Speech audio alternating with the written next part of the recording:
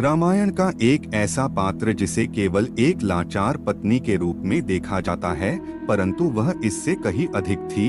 उनका व्यक्तित्व मानव जाति के लिए प्रेरणा से ओतप्रोत है, जिसके बारे में जानना महत्वपूर्ण है।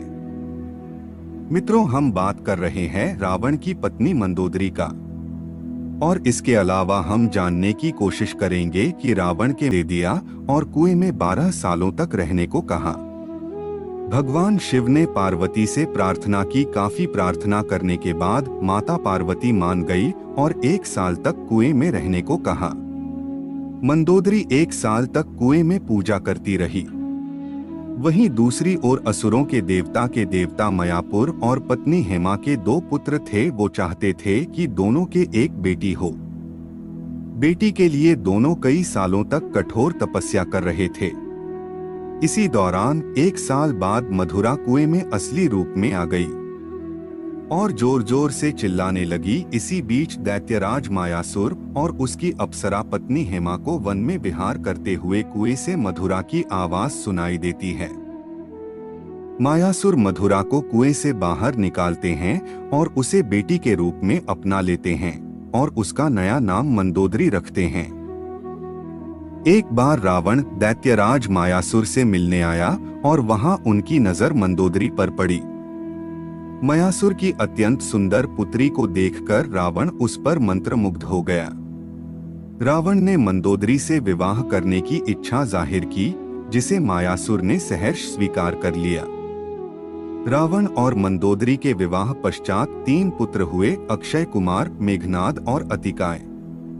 रावण था तो ब्राह्मण, किंतु स्वभाव से बहुत अहंकारी था और मंदोदरी को ज्ञात था कि जिस मार्ग पर रावण चल रहा है उस मार्ग पर उसका विनाश निश्चित है। उसने बहुत कोशिश की ताकि रावण सही मार्ग पर चल पड़े। वह हमेशा ही उसे गलत कार्यों से रोकती थी, किंतु रावण उसकी कोई बात नहीं सुनता था। जब रावण सीता का अपहरण कर लाया था, तब भी मंदोदरी ने ही सबसे पहले उसका विरोध किया। मंदोदरी जानती थी सीता जैसी पवित्र स्त्री का अपहरण उसके जीवन के सभी पापों में सबसे बड़ा पाप था। वह मानती थी वह सीता को नहीं बल्कि अपने विनाश को उठा लाया है, किंतु इतना कुछ होते हुए भी उसने कभी उसके लिए अपने सम्मान और प्रेम में कमी नहीं होने दी और सदैव अपना पतिव्रता धर्म निभाया।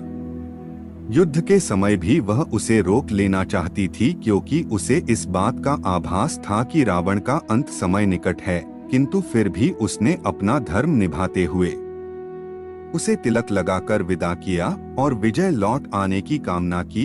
स्वर्ण लंका की महारानी मंदोदरी रामायण का एक ऐसा पात्र हैं जिन्हें कभी उचित पहचान नहीं मिली। उनकी पहचान केवल रावण की लाचार पत्नी की भांति प्रस्तुत की गई और बहुत कम लोग जानते हैं कि रावण की मृत्यु के बाद मंदोदरी का क्या हुआ। कुछ किंवदंतियों में कहा जाता है कि रावण की मृत्यु के पश्चात मंदोदरी भी उसकी चिता में सती हो गई थी, किंतु कुछ किंवदंतियों के अनुसार लंका के कुलगुरु लंका तथा लंका की प्रजा के उत्थान के लिए मंदोदरी को विभीषण से विवाह करके राजपाट संचालित करने का अनुरोध करते हैं, किंतु पति पुत्र के दुख में मंदोदरी खुद को महल में कैद कर लेती हैं। वे पूरी तरह से बाहरी दुनिया से संपर्क तोड़ लेती हैं और इस दौरान विभीषण लंका का राजपाट संभालते हैं। कई सालों बाद मंदोदरी फिर से अपने महल से बाहर निकलती हैं और विभीषण से विवाह करने के लिए तैयार हो जाती हैं। विवाह के बाद मंदोदरी ने विभीषण के साथ मिलकर लंका के साम्राज्य को सही दिशा में आगे बढ़ाया। कुछ पौराणिक कथाओं के अनुसार शतरंज का आविष्कार रावण की पत्नी मंदोदरी ने सबसे पहले किया था। इस खेल का आविष्कार इस उद्देश्य से किया गया था कि रावण अपना सारा समय युद्ध में व्यतीत न कर सके। मित्रों, आज का विषय समाप्त होता है। दोस्तों, आप सभी का वीडियो में लास्ट तक बने रहने के लिए धन्यवाद।